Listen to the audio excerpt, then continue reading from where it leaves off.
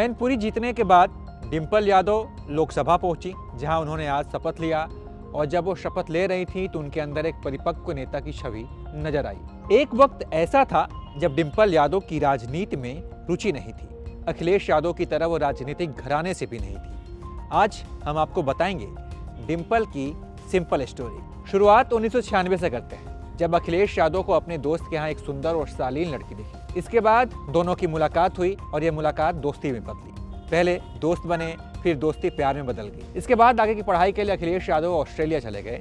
जब वो वहाँ से वापस आए तो अपने प्यार की बात उन्होंने दादी से बताई। दादी ने पिता मुलायम सिंह यादव को समझाया। उस वक्त नेताजी कंफ्यूज थे, क्योंकि उनके पास लालू यादव के घराने से भी रिश्ता आया था।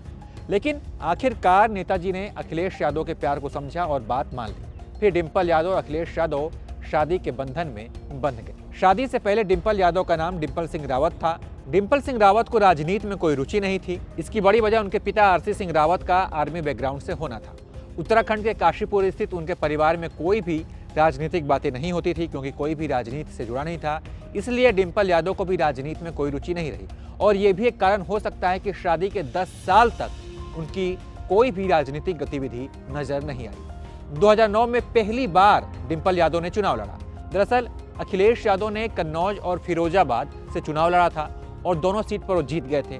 फिरोजाबाद छोड़ा तो उपचुनाव हुआ और सपा ने डिंपल यादव को वहां से चुनाव में उतारा। यह पहला मौका था जब डिंपल यादव प्रचार करने के लिए घर की चौखट से बाहर आई थी। सामने कांग्रेस के प्रत्याशी राज बब्बर थे। डिंपल यादव 85,343 वोट से अपना पहला चुनाव हार गई। फिर आया साल 2012। यूपी में विधानसभा चुनाव हुए और समाजवादी पार्टी ने विधानसभा चुनाव जीत लिया। अखिलेश यादव 38 साल की उम्र में प्रदेश के सीएम बने। उनकी कन्नौज सीट खाली हो गई और इस बार यहां से डिंपल यादव को उतारा गया। कांग्रेस, भाजपा और बसपा ने उनके सामने अपने प्रत्याशी ही नहीं उतारे और जो दूसरे निर्दलीय प्रत्याशी मैदान में थे उन्होंने भी अपना नामांकन वापस ले लिया। इस तरह से डिंपल यादव यूपी की पहली ऐसी महिला बनी जिन्होंने लोकसभा का चुनाव निर्विरोध जीत लिया। फिर आया साल 2014। ये वो दौर था जब पूरे देश में मोदी की प्रचंड लहर थी। डिंपल दोबारा कन्नौज से मैदान में उतरी थी। सामने बीजेपी के सुब्रत पाठक थे। दोनों के बीच कड़ी टक्कर हुई, लेकिन जीत डिंपल यादव के हिस्से में आई। इसके बाद साल आया 2019 का लोकसभा चुनाव। इस बार कन्नौज में कहानी बदल गई। डिंपल यादव को पहले की तुलना में ज्यादा वोट मिले, लेकिन बीजेपी के सुब्रत पाठक को उनसे भी ज्यादा।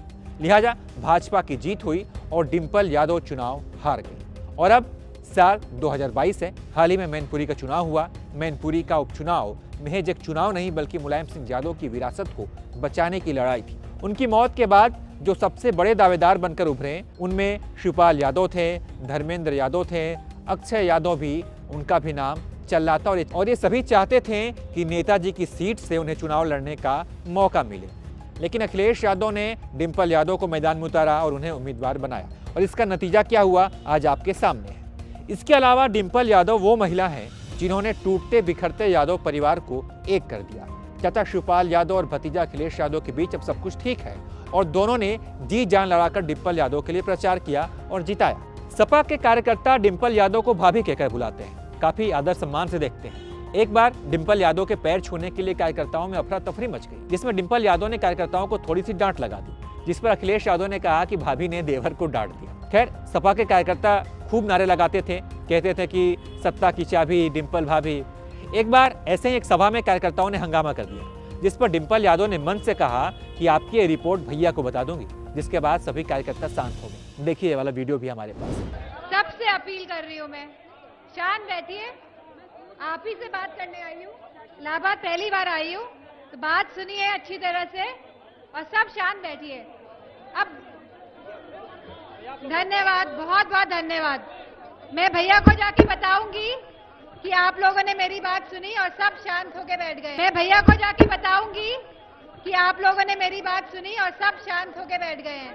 ठीक है, बैठ जाओ बेटा। तो ये है डिंपल यादव की सिंपल स्टोरी। अगर आपके पास भी डिंपल यादव से जुड़ा कोई किस्सा है तो हमसे साझा कीजिए, बताइए।